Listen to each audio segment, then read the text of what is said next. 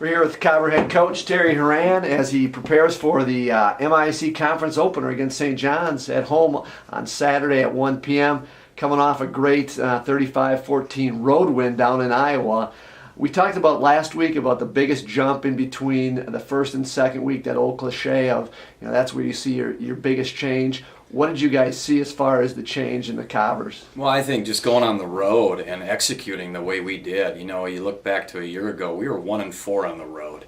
And over the years since I've been here, we've always performed pretty well when we've gone on the road, and it was good to see our team get out of the gates, kind of start out the way we finished the week before.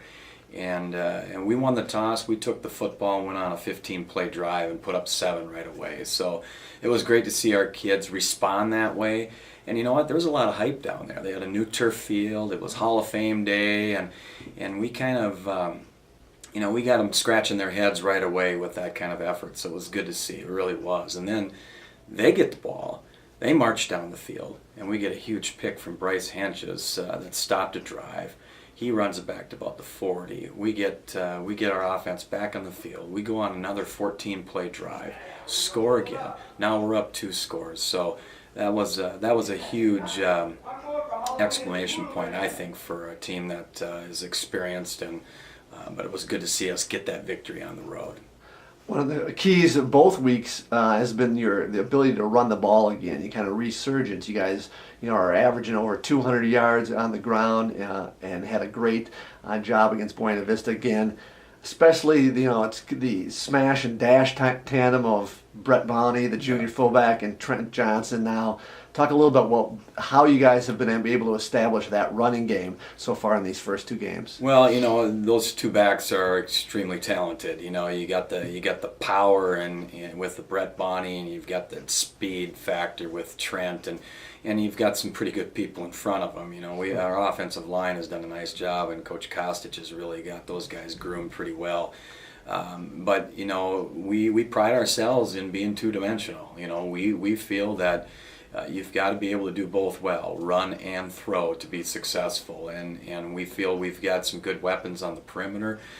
We feel we've got a great running game, and they complement each other really well. And I think you look at our stats, and we've mixed it up good, but it's good to see that prototypical Concordia fullback back in our sets, because when we have a good fullback, we've been able to do some good things, and we feel we've got that in Brett Bonney.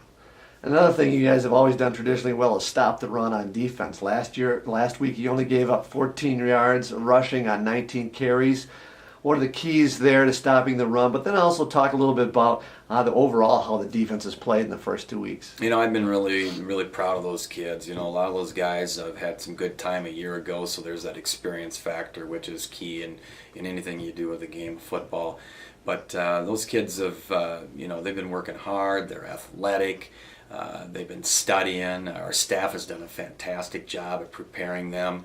And the biggest deal defensively is lining up right, seeing what's in front of you, and going making plays. And we've got playmakers out there, and those guys have really done a nice job.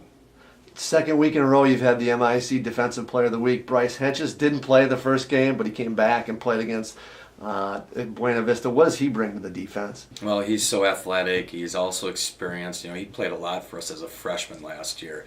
But he's a big, tall kid that can run, and I would say, in our program, he's either in the top 5, top 3 of being one of our best athletes, and he's so knowledgeable. He's like that center fielder, and he had 2 big picks for us, and one was to the house and put it out of reach in the fourth quarter, and we haven't had that around here in a while, so it was good to see that swagger, and that's something too. We're priding ourselves in having a little bit of a swagger, and those kids have they've been living up to it, and it's been good to see.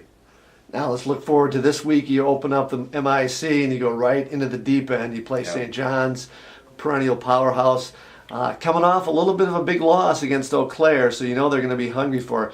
What are the keys that the fans can look forward to as far as what St. John's does well with this team? Well, you know what? Anytime you get Concordia St. John's together, you're going to see a great football matchup, and we're excited for the opportunity.